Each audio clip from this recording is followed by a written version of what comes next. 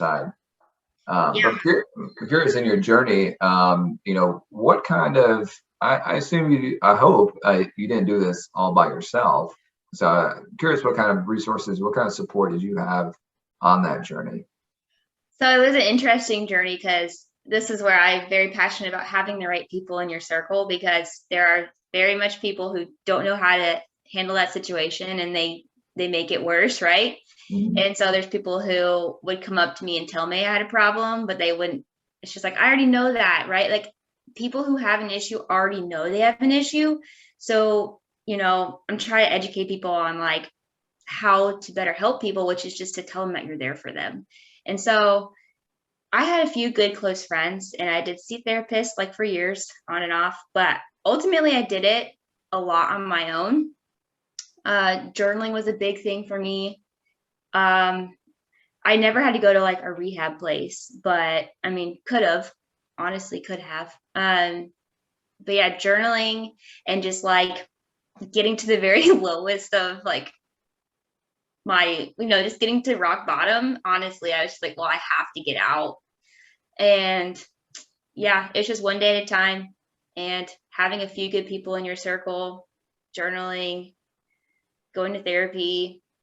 Um, yeah, that's honestly, and then it just took years. This did not happen overnight at all. Like, I was struggling for a long time, but So it I sounds did. like it was doing the work, Yes, is and what it was. the work that's not fun, Yeah, right? Like the work like you don't want to show up, but you right. just make it through another day. Honestly, that's what it comes to. I think that's a good lead in, and we talk about kind of being dedicated or motivated towards a specific destination, right? We talk about goal setting, and again, this journey is a perfect example of how did you stay committed to getting out of this place.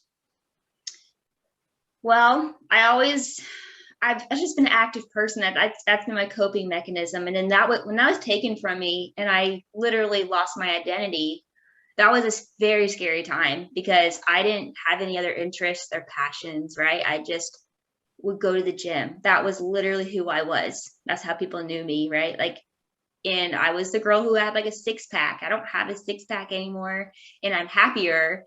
And I preach that so much because, strength is not looking a certain way. If you look, like, you obviously want to feel good in your skin, right? But that Mhm. shouldn't be your motivation of to like have these extrinsic, like these values of like having something, because our bodies are so different.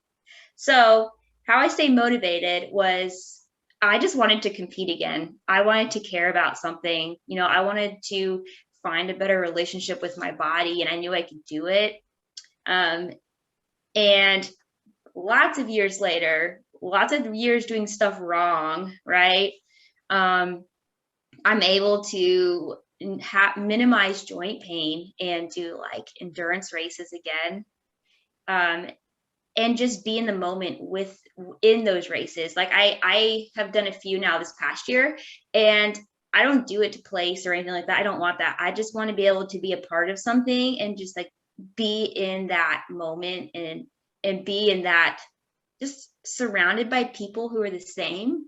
It's just so amazing, and that motivates me too, is seeing people come from everywhere else that are so different, have different issues, ages, whatever you've gone through, and you can all go through the same race together. You're all there and you're supporting each other. Like, that's what I want to be a part of.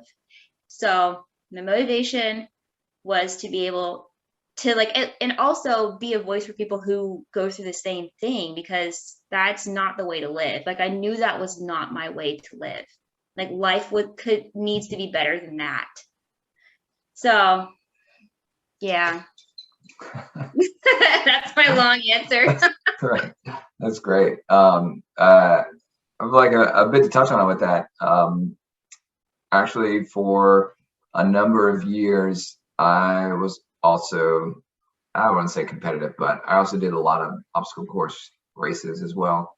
Oh yeah, I I remember think that. I think it's somewhere, 3 or 4 dozen races over my my career. And so I'm the same mindset though, is that it wasn't about placing, it wasn't about, beating the other guy, but it was more about just being in that community. And I thought that was huge. Some of those races, that are 10, 12 miles long, and you see people of all different backgrounds, all different body types, and it's just incredible to see that, and it's in our career, we've met, we train with a number of people that have very different mindsets, people that are like, oh, I can't do that back squat, like, that's too heavy, or, that looks too intense, et cetera, et cetera. And the thing that I would like people to understand is that, we've seen a lot of different individuals, right? And we have good experience of what is and is not appropriate, right? Other trainers that kind of abuse that, of course. But I know myself, right? I can really only speak for myself, but I'm not going to put a client in a position that I don't believe that they can handle. And I think that's where that big mindset thing comes into play. That's just, let me give it a try, So, and I think that's exactly what those individuals, on those longer races have gone for. Maybe they can't complete every obstacle. Maybe they do have to walk the whole course. But like, hey, they're out there and they're doing it. They made a goal for themselves, whether it is to only complete, 3 miles of it, or if it is to complete that whole thing. And, their goal was to do it before the last call, before they started circling around and picking everybody up. But they're out there, and that's hugely motivating to know that those people, regardless of the obstacles, the physical, literal obstacles in front of them, they are willing to overcome that. And so, I'm with you. I've experienced that community, and I think that's such a huge part in not only just fitness and in these races, but in every aspect of your life. You can surround yourself with people that share the same mindset, that share the same goals, that share the same dedication, that you're so much more likely to get where you want to go with that. Oh yeah, I like am 100% with you. And the other thing is like it's very transferable to everyday life, right? Like and I experienced this for like the first time this past October. I did my last race of the year. So the race before that, my bike wheel fell off, Oh, and I was really upset because I've been training really hard for that, right? So it's like, okay, like sometimes you just can't control these things. Like that's not cool, but it happens. So I had a redemption race like 2 weeks later. I was like, I'm just going to do a swim race. But I manifested the energy. I was like, I am going to place in my age group. I've never done that before, but I don't know why I felt this way. Like I was actually going to, but I like knew it in every piece of my being. And then I ended up placing second in my age group, which is very exciting. So, being able to do that and like bring it to life is the same thing as being able to do that in your work, like with your friends, family, like learning how to manifest that energy, and just kind of believe also like, what's the word? I don't know what the actual word is, but like believing in yourself. And yeah. this is also another cheesy thing, but visualizing yourself doing it. I've never actually done that before, and it works. Like we learn about that in school, like visualization, Yeah. but I was like, yeah, I'm going to place top 3. And then I got second. Yeah. I kind of add on to that. I listened very recently to a podcast, the Lewis Howes podcast, School of Greatness. And he had Shaun White, professional skateboarder, snowboarder, Olympic medalist, all that great stuff. And talking about that exact same thing, when going up into, imagine you're at the Olympics and it is, your last run, and you have to basically nail this to get the gold, or you're not on the podium, right? Talk about, a high pressure situation. So he kind of anecdotally explained these 2 different scenarios that, one Olympics, he went out there just like very concerned about like, okay, like, I have to do this, have to do this, have to do this. And if I don't, like I lose, and that's what he focused on. And that's what happened. He lost. And the next time he went out there, 4 years later at the next Olympics, very different mindset, very much of like, like I said, visualizing him on that podium, with an Olympic medal around his neck, and he went out there and he nailed it. And so this is, like I said, I'm very much for the cliches, but there's a reason that they are cliches, is that, listen to them. And so visualizing yourself doing the thing that you want to do, and, your chances of succeeding are so much greater. I went skiing for the very first time a couple of weeks ago, and we were on that kind of practice area, and there's like little poles like for a slalom, right? And so we were practicing kind of turning and weaving. And so my instructor, was like, if you focus on the poles, you're gonna hit the poles, right? And so what I do, like, try not to hit the pole, and I hit the pole. And so he's like, rather keep your eyes down the mountain. And that's what I did. And like, wow, what a change. Like that Wow. seems so silly, like, oh, just do this and then you do it. But it's wild just how those little things kind of really play into it. And so just like I said, extrapolating that is just keep your eyes downfield, like on the big goal, and not so much as the the immediate obstacle right in front of you, because if focusing on failures is what's going to lead you to failure, right? And so, like I said, kind of visualize yourself up there, see that end goal, and you put in the work, you put in the training, and you just have to kind of rely on that, that you've done all the work that you can in that moment. And when you're on that stage, it is 90% mental. You've done the reps, right? Now you just got to get the mindset to get you to the other side. That's what I need to hear, like, every time I have something coming up, because that just got me like super motivated. Yeah. But it's true. Like, it's always normal to question yourself when you're coming up to a big event. Like, if you care about it enough, you're going to put in the work. And then there's also that form of like having the discipline to make sure you don't do too much work, right? Because you don't want to overdo it, like run into burnout or like overtrain.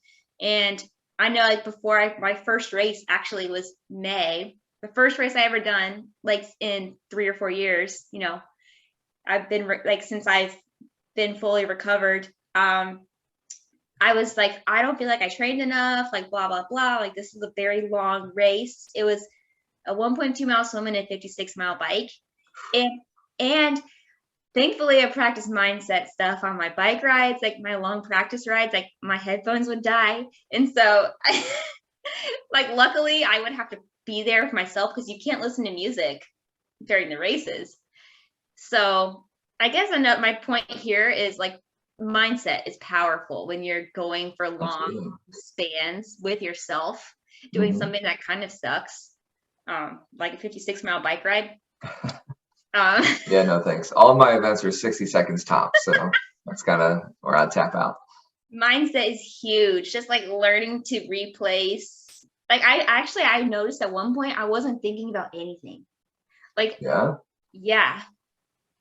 Sometimes I just am on my bike out, and I'm not thinking about anything. I'm like, I wasn't listening to that podcast. Like, I don't know where my brain was, but it's interesting.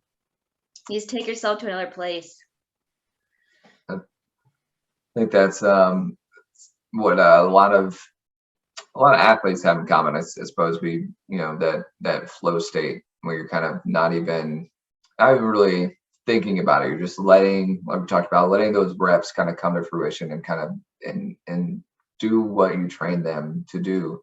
And so, yeah, working on that mindset is that piece that, repetition definitely does help in that as well, but to just be very mindful and kind of trusting your body to do what it needs to be, and keeping your focus on what end goal you want to achieve.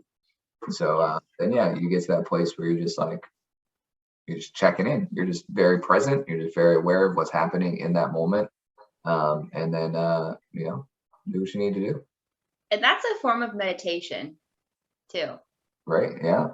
Absolutely a form of meditation. That's something I definitely struggle with, is like the sitting still meditation. But I totally can recognize when I am in the flow state, and it's such a great place to be. So whenever you find yourself there, just like soak it in and just be like, this is nice, because it's not always going to be that way. That's the other thing. It doesn't always happen. It's what I've come to realize. So you're gonna have some bad reps, right? You're gonna have some bad practices. But then when you have the good ones, you're just like, wow, like, I really appreciated that. Yeah.